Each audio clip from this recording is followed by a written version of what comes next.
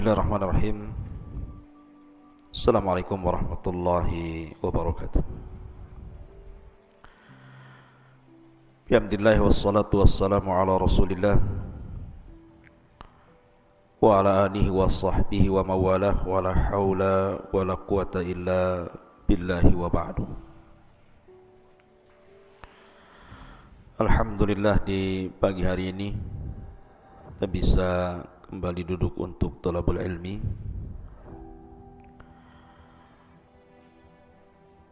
Dan pembahasan di pagi hari ini kita akan membahas tentang silsilah Yaumil Qiyamah, silsilah tentang hari kiamat. Karena ini bagian daripada rukun iman yang wajib diyakini setiap muslim. Kalau tidak, bisa kufur dia. Para ulama membagi bahwa kiamat itu memiliki 5 rukun. Siapa yang mengingkari satu di antara 5 rukun ini, maka dia telah kufur dengan Al-Quran dan Sunnah Rasul. Pertama, kematian. Nabi SAW bersabda, "Idza mata ahadukum faqad qamat qiyamatuhu." Kalau salah seorang di antara kalian meninggal dunia, maka tegaklah kiamat kepadanya. Dan itu disebut dengan kiamat kecil. Yang kedua, alam barzah, bahwa setelah kematian ada kehidupan yang disebut dengan alam barzah atau kita kenal dengan alam kubur. Kemudian yang ketiga, al-mahsyar, bahwa manusia akan dikumpulkan pada hari kiamat di sebuah tanah yang sangat datar, tidak meninggi, tidak merendah, tidak ada gunung dan tidak ada lembah, semua rata. Itulah disebut padang mahsyar. Kemudian yang nomor 4, al-hisab. Dan hisab ini menyangkut banyak hal. Ada timbangan amal, penyebaran catatan, dan begitu seterusnya. Dan yang terakhir disebut dengan al-jaza, balasan. Imma dia masuk surga atau masuk ke dalam neraka. Ini disebut arkan yaumil qiyamah namanya. Rukun-rukun yang wajib diimani tentang hari kiamat. Ma'asyiral muslimin yang dimuliakan Allah Subhanahu wa taala. Di dalam surah Al-Qari'ah, Allah Subhanahu wa taala berfirman, "Al-qari'atu mal qari'ah. Wa ma adraka mal qari'ah." Kalimat qari'ah disebutkan oleh para ulama, di antara salah satu penafsirannya adalah suara yang menembus telinga-telinga dan juga hati manusia yang sangat menakutkan. Makanya al-qar'u itu dalam bahasa Arab mengetuk sebuah pintu dengan sangat keras, itu disebut al-qar'u. Atau orang yang sedang perang dengan pedang, kemudian terdengar suara hantaman pedang satu dengan yang lainnya, maka suara pedang itu disebut al-qar'u. Itu secara bahasa. Akan tetapi yang dimaksud al-qari'ah adalah suara yang keluar dari moncong trompet Israfil. Dan kita tahu bahwa sejak kapan Israfil itu meletakkan trompet di mulutnya? Para ulama menjelaskan sejak diutusnya Nabi SAW. Di situ Israfil mulai meletakkan moncong ujung trompet di mulutnya itu. Makanya Nabi SAW suatu hari dia malas untuk makan, malas untuk minum dan tidak bisa tidur. Sehingga kegelisahan Rasul ini ditanya oleh para sahabat Nabi SAW. Maka Nabi SAW mengatakan, bagaimana mungkin aku bisa merasakan nikmat hidup wa qad iltaqama Israfilu al-qarna. Dalam riwayat wa qad iltaqama sahibul qarni qarnan. Bagaimana mungkin aku bisa hidup tenang, kata Rasul, sementara Israfil sudah mulai meletakkan ujung moncong di mulutnya, siap meniup saja. Dan bahasa al-qarnu itu dalam bahasa kita itu tanduk. Jadi bentuk trompet itu seperti tanduk. Ma'asyiral muslimin yang dimuliakan Allah Azza wa Jalla. Lalu kapan trompet itu akan ditiup? Dan apa dampaknya? Tadi Imam subuh tadi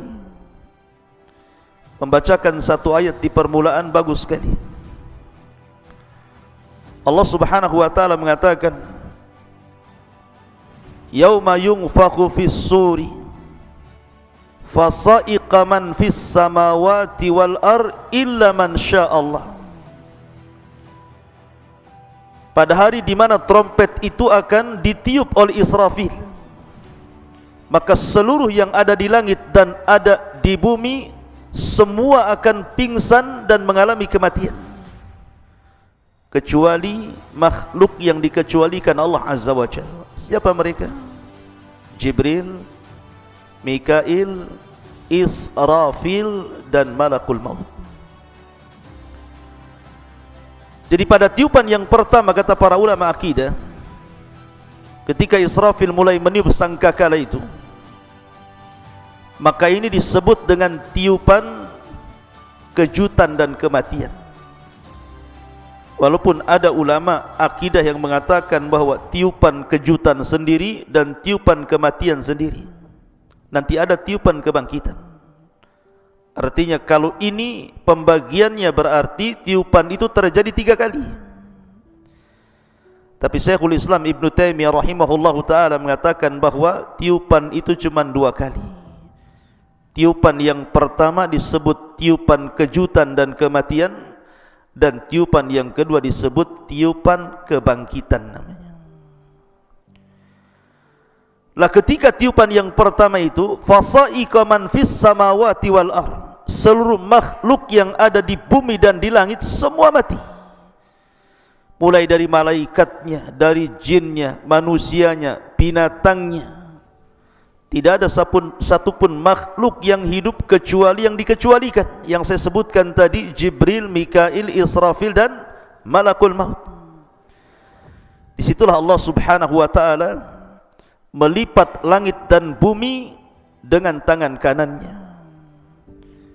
Setelah itu Allah Subhanahu wa ta'ala berfirman, Ainal jabbarun, ainal mutakabbirun. Di mana orang-orang yang congkak dan sombong itu? Limanil mulkul yaum.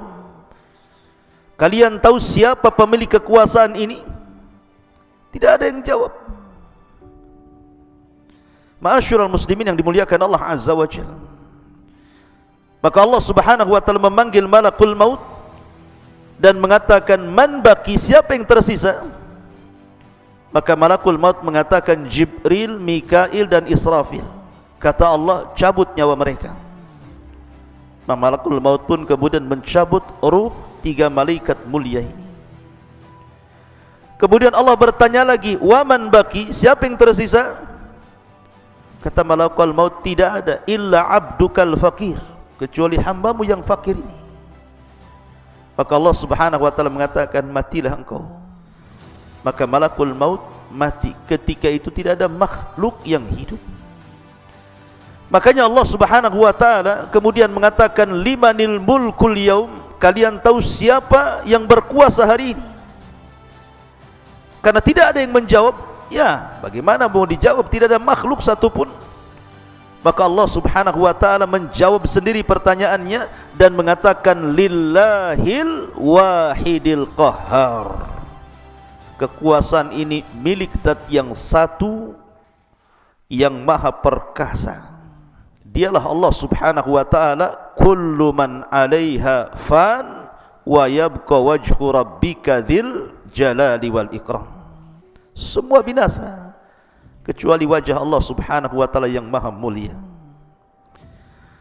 Ma'asyiral muslimin yang dimuliakan Allah azza wa jalla, disebutkan dalam hadis yang sahih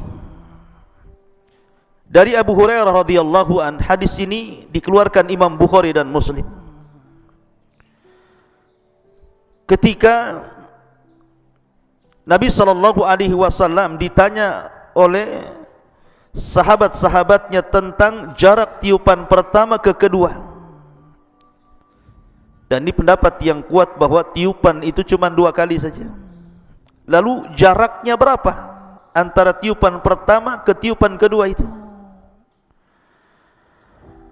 Maka Nabi SAW hanya menyebutkan di angka arba'un, 40, tanpa menyebutkan 40 hari, tanpa menyebutkan 40 bulan, dan tanpa menyebutkan 40 tahun.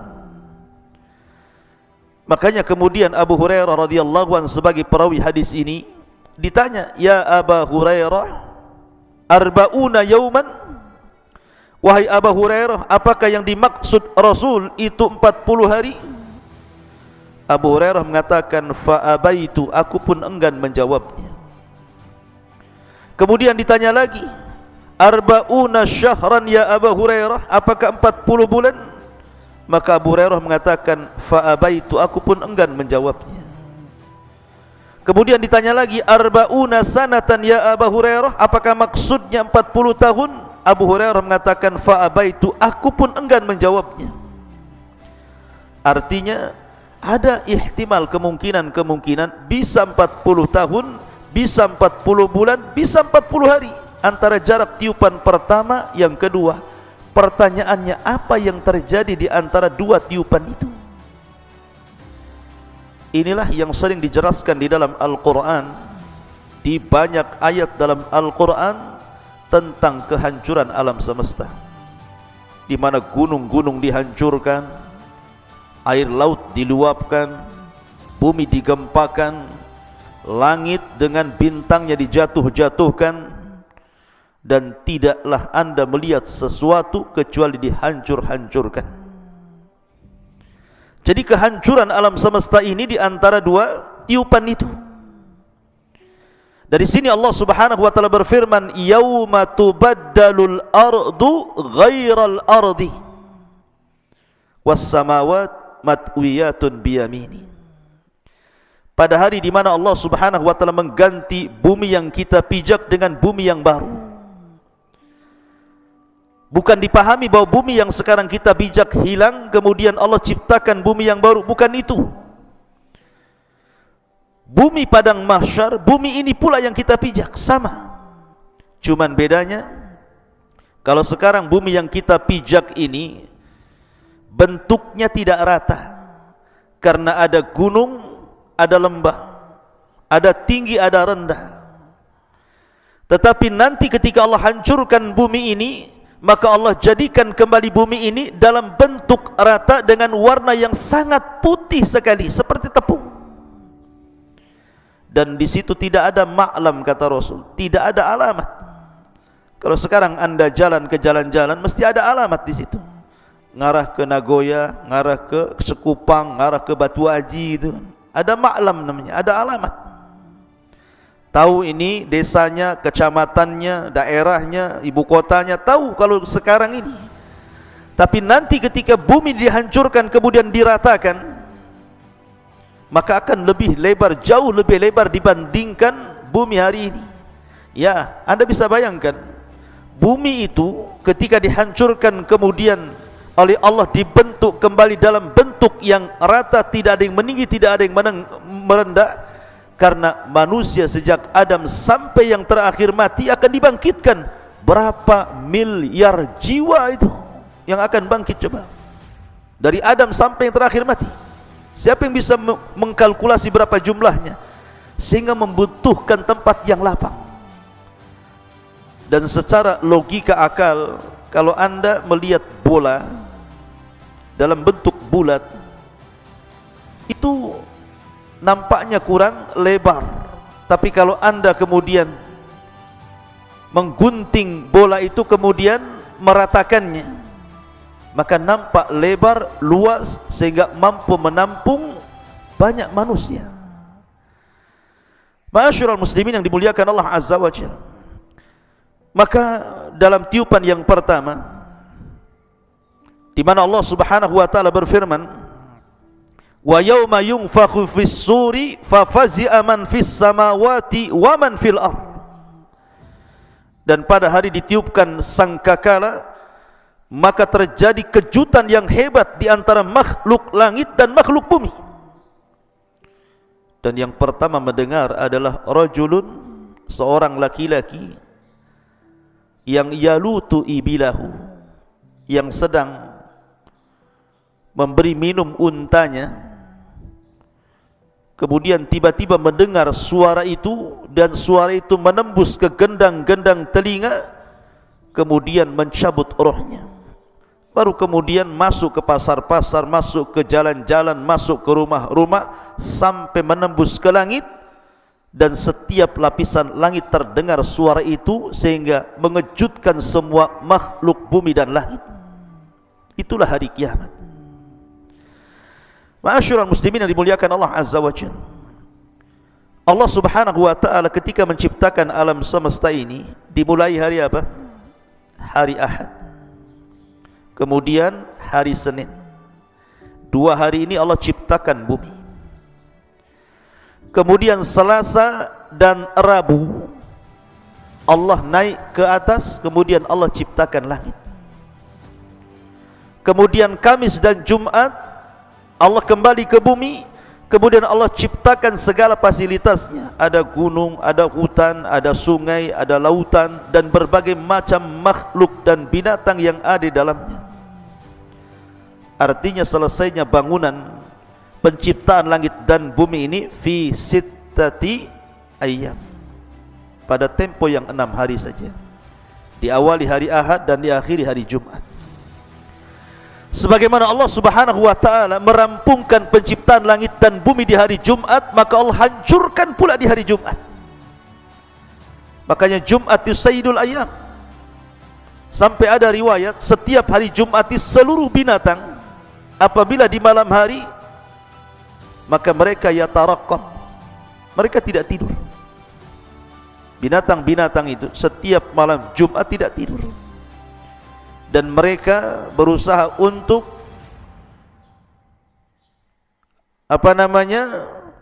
berusaha untuk mendengar telinga-telinga mereka, karena mereka tahu bahwa hari itu akan terjadi kiamat. Baru setelah kemudian datang fajar, kemudian subuh lewat, ternyata tidak terjadi kiamat, barulah kemudian mereka bahagia. Binatang saja itu sangat tahu akan terjadi kiamat. Maksudnya karena Nabi SAW tidak menyebutkan tanggalnya, tidak menyebutkan bulannya, tidak menyebutkan tahunnya, tapi Rasul menyebutkan harinya, hari Jumat. Makanya kenapa hari Jumat dalam Islam itu disebut Sayyidul Ayyam, pemimpinnya hari-hari. Kita disuruh banyak bersalawat, kita disuruh banyak beribadah, kita disuruh banyak melakukan ketaatan, bersedekah, dan begitu seterusnya. Karena memang hari ini adalah hari yang menentukan hancur dan tidaknya sebuah alam semesta ini. Tapi tentu dengan keadilan Allah Azza wa Jalla, Allah tidak mendatangkan kiamat itu sekonyong-konyong, tidak. Ada tanda-tanda yang harus dilalui, yang disebut dengan alamat kiamat sughra, dan ada alamat kiamat kubra. Ada alamat-alamat kecil, ada alamat-alamat besar. Dan apabila seluruh alamat-alamat ini dimunculkan oleh Allah Azza wa Jalla dan diakhiri dengan narun, sebuah api yang sangat besar, takhruju min qa'ri adnin au biharil Hijaz, yang keluar dari perut bumi Aden Yaman atau dari lautan Hijaz, kemudian menggiring api ini. Semua manusia, satu dunia digiring oleh api. Coba bayangkan, api ini tidak ditugaskan untuk membakar manusia. Ya, semua yang terkena terbakar. Pohon terbakar, bangunan terbakar, semua terbakar kecuali manusia. Allah tidak perintahkan api itu untuk membakar manusia. Justru api itu mengikuti. Apabila manusia berhenti, apinya berhenti. Apabila manusia jalan, apinya ikut jalan. Tapi api itu terus meringsek, menggiring manusia, sampai akhirnya Allah kumpulkan di negeri yang Allah berkahi, Syam. Disitulah Ardul Mahsyar, bumi di mana manusia akan dikumpulkan di akhir zaman. Bumi yang sangat diberkahi, yang Rasul mengatakan tuba lisyam, tuba lisyam. Ketika kemudian mereka sudah kumpul dari berbagai macam negeri, daerah dan negara, kumpul di Ardul Syam ini, Ardul Mahsyar. Disitulah Nabi SAW bersabda, la taqumus sa'ah illa ala syiraril khalqi. Tidak mungkin tegak hari kiamat kecuali Allah tegakkan kepada manusia yang paling buruk yang hidup di masa itu. Karena ingat, kiamat tidak mungkin terjadi kepada seorang mukmin. Kiamat itu tidak mungkin menimpa seorang mukmin. Karena sebelum tiupan Israfil, Allah Subhanahu wa ta'ala sudah mengirimkan angin yang sangat dingin sekali. Angin itu menembus setiap ketiak-ketiak manusia yang memiliki iman sebiji zarah dalam hatinya, kemudian mencabut rohnya, sehingga tidak ada seorang mukmin muslim yang hidup kala itu, sehingga yang tersisa hanya orang-orang kafir, fajir, fasik, yang sengaja Allah Subhanahu wa ta'ala hidupkan untuk menyaksikan kehancuran alam semesta. Karena tidak mungkin kiamat itu tegak sebelum Al-Quran diangkat. Dan Al-Quran nanti akan diangkat di akhir zaman, di mana ketika antum mengambil mushaf, kosong, tidak ada tulisannya. Ketika mau menghafalkan Al-Quran, hilang hafalannya, hilang dari dada-dada setiap manusia. Sehingga ketika itu manusia tidak ada yang tahu bagaimana bentuk Quran dan apa lafaz yang harus diucapkan. Sehingga yang tersisa hanya kakek dan nenek-nenek yang sudah tua-tua. Mereka hanya menghafalkan kalimat la ilaha illallah. Ketika Hudzaifah ibnul Yaman, seorang sirrun Nabi, sahabat yang meletakkan rahasia Nabi, ditanya, apakah kalimat itu bermanfaat bagi mereka, wahai Hudzaifah? Maka Hudzaifah mengatakan, ya, aku mendengar sabda Nabi SAW, kalimat itu bermanfaat untuk mereka walaupun mereka tidak paham makna dan juga penafsirannya. Manfaat kalimat itu, padahal kalimat itu diucapkan bukan karena ilmu, tetapi kakek buyut kita mengucapkan kalimat itu karena mereka mendengar kakek-kakek buyut mereka di atasnya mengucapkannya, maka kami ikut mengucapkannya. Tetapi kalimat itu bermanfaat bagi mereka pada hari kiamat. Dan itulah kedahsyatan kalimat la ilaha illallah, kalimatut tauhid, kalimatut tayyibah. Ma'asyiral muslimin yang dimuliakan Allah Azza wa Jalla, lalu apa yang terjadi apabila tiupan sangkakala itu betul-betul ditiup? Perhatikan dalam surah At-Takwir, Allah mengatakan idza syamsu kuwirat, apabila matahari digulung, wa idzan nujumun kadarat, dan apabila bintang-bintang dijatuh-jatuhkan, wa idzal jibalu suyirat, dan apabila gunung-gunung dihancurkan. Di dunia sekarang kalau antum menginjak bumi ini, tidak ada makhluk yang lebih kokoh dibandingkan gunung. Gunung itu makhluk Allah yang paling kokoh yang ada di bumi, karena gunung itu pasaknya bumi. Wal jibala autada, dan gunung itu dijadikan pasak. Dengan adanya gunung itulah antum bisa berjalan dengan tenang, seimbang, tanpa harus oleng ke kanan dan ke kiri. karena tidak terjadi lini dan gempa. Coba kalau satu gunung, dua gunung dicabut, berarti pasak bumi tercabut, bumi itu bisa goncang. Mungkin kita tidak mungkin bisa berjalan dengan seimbang. Apa jadinya kalau seandainya pasak-pasak bumi itu dicabut? Kemudian Allah mengatakan kal ihnil manfush, seperti kapas yang kemudian diterbangkan dengan kipas gitu ya. Apa yang terjadi kapas itu kalau diterbangkan dengan kipas? Mana-mana amburadul kan itu ya. Maka gunung itu pada hari kiamat, wa idzal jibalu suyirat, awalnya dicabut, kemudian digeser, kemudian diangkat ke langit, kemudian dibentur-benturkan satu gunung dengan yang lainnya, kemudian baru sisanya kerikil-kerikilnya, tanah-tanahnya dikembalikan kepada bumi. Itulah ihnil manfush namanya, seperti kapas yang berhamburan. Wa idzal isyaru utilat, dan apabila unta-unta bunting ditinggalkan, maknanya pada hari itu manusia sudah tidak lagi gila harta.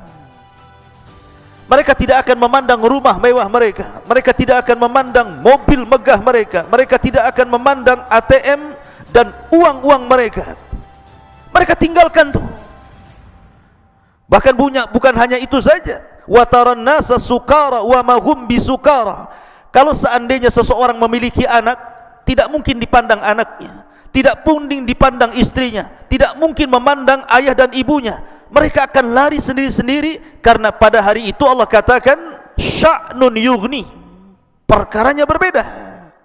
Orang memiliki kesibukan masing-masing, menyelamatkan masing-masing. Yauma yafirrul mar'u min akhi wa ummihi wa abi wa sahibatihi wa bani likulli imri'in minhum yauma idin sya'nun yughni. Sudah tidak bisa lagi orang ingin menyelamatkan masing-masing. Baru gempa saja orang sudah panik, baru tsunami yang sebagian kecil lautan dimurkakan Allah saja, orang sudah luar biasa ketakutannya kan. Bagaimana kalau seandainya satu bumi digoncangkan, digempakan, semua lautan ditumpahkan, semua bintang dijatuh-jatuhkan? Apa yang terjadi dengan alam semesta ini? Terjadi kehancuran hebat, ikhwan.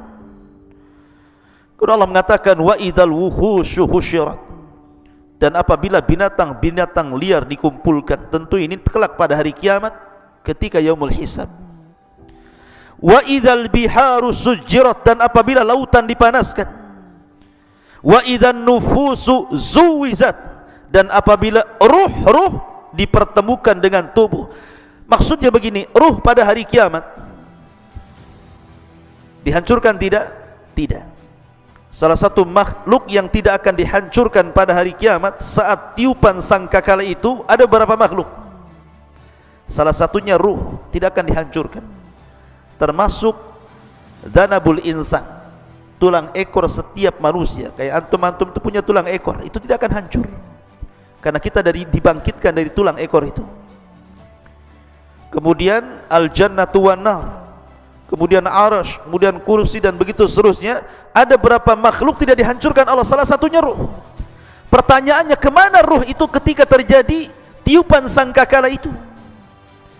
Maka ulama mengatakan, adapun ruhnya orang-orang yang beriman, maka melesat fil illiyin, di tempat yang paling tinggi. Adapun ruhnya orang-orang kafir, maka diletakkan di sijjin. Baru setelah tiupan yang kedua yang disebut dengan tiupan kebangkitan, Allah katakan wa idzan nufusu zuwijat, ketika dari tulang ekor manusia bangkit, kemudian di situ Allah lesatkan setiap ruh ke jasad-jasadnya tanpa tertukar sama sekali. Wa idzal mau'udatu su'ilat, dan apabila bayi-bayi perempuan yang dikubur hidup-hidup, bi ayyi dzambin qutilat, karena dosa yang dibunuh. Maksudnya kelak pada hari kiamat setelah tiupan yang kedua kalau ini. Termasuk wa idzas suhufu nusyirat, dan apabila lembaran-lembaran catatan telah dibuka lebar-lebar. Kemudian wa idzas samaa'u kusyitat, dan apabila langit dilenyapkan. Ingat, langit itu hanya ada di bumi. Ketika di padang mahsyar sudah tidak ada langit lagi, karena yang ada hanyalah arsy Allah yang menaunginya.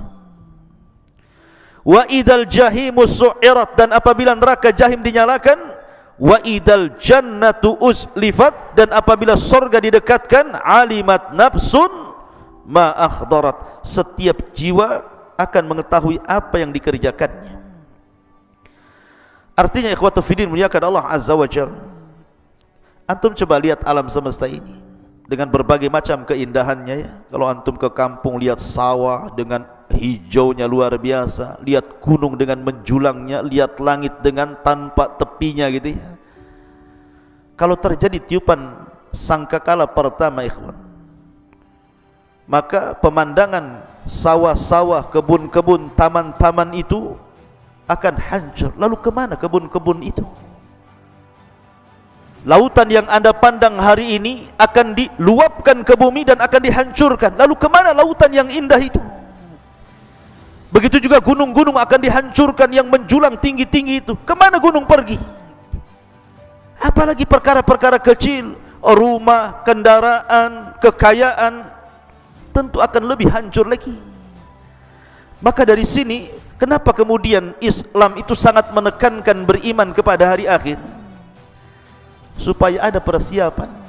Karena setiap nabi dan rasul itu disibukkan dengan pertanyaan kapan kiamat, kapan kiamat. Termasuk Nabi SAW. Datang A'rabi, seorang Arab Badui kepada Rasul dan mengatakan, ya Rasul, mata sa'ah. Rasul, kapan sebenarnya kiamat itu? Rasul tidak suka jawab, Rasul berpaling sampai 3 kali. Maksa Arab Badui ini bertanya kapan kiamat, kapan kiamat. Tapi Nabi SAW tidak menjawab karena memang tidak punya pengetahuan. Nabi SAW hanya mengatakan, wa ma'adadtalah, kau dari tadi tanya kiamat itu, apa yang kau siapkan sebenarnya? Apakah engkau bertanya tentang hari kiamat untuk melihat kehancuran alam semesta? Gunung dihancur-hancurkan, lautan diluapkan, bumi digempakan, langit digulung, bintang dijatuhkan, untuk melihat itu? Bukan itu. Makanya Rasul mengatakan, wa ma'adadtalah, apa yang kau siapkan? Kau bertanya dari tentang kiamat itu. Orang ini mengatakan, la syai'a ya Rasul, tidak ada yang kau siapkan wahai Rasul. Maka Nabi mengatakan, ketika dia mengatakan la syai'a, tidak ada wahai Rasul kecuali aku mencintai Allah dan Rasulnya, kata Rasul, anta ma'aman ahbabta, kalau begitu engkau bersama orang yang kau cintai, kalau kecintaanmu jujur. Dari sini bahwa kapan tiupan sangkakala pertama itu ditiup tidak ada yang tahu. Akan tetapi Rasul sudah mengisyaratkan dengan sabdanya, ana wassa'ah kahataini, kata Rasul, saya dengan tegaknya hari kiamat seperti 2 jari ini. Kemudian Rasul mengisyaratkan sababah wal wusta, sababah wusta, kemudian dirapatkan seperti ini, saking dekatnya. Karena sudah tidak ada nabi sepeninggal beliau dan tidak ada umat baru melainkan umat beliau sampai kiamat. Makanya Nabi SAW ketika dibangkitkan, disitulah Israfil mulai meletakkan moncong di mulutnya.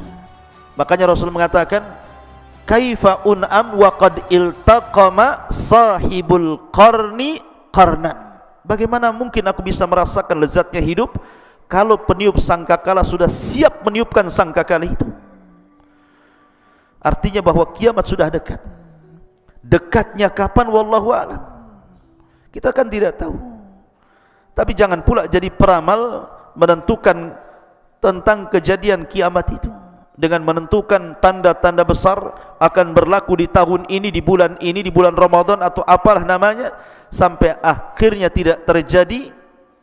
Karena memang Rasul yang sendiri mengatakan kepada Jibril, mal mas'ulu anha bi'a'lama minas sa'il, orang yang ditanya tidak lebih tahu dibandingkan orang yang bertanya. Maksudnya kapan kiamat. Tapi ini harus kita imani. Apa saja tanda-tanda kiamat kecil, apa saja tanda-tanda kiamat besar. Kemudian setelah terjadi kiamat, bagaimana situasi alam kubur. Setelah terjadi trompet yang kedua, bagaimana situasi di padang mahsyar. Kemudian masuk ke surga dan neraka. Tentu ini pembahasan yang panjang sekali, dan kita akan buat silsilah tentang hari kiamat. khusus untuk kajian pagi. Subhanakallahumma bihamdika asyhadu an la ilaha illa anta astaghfiruka wa atubu ilaik. Allahu ta'ala. Assalamualaikum warahmatullahi wabarakatuh.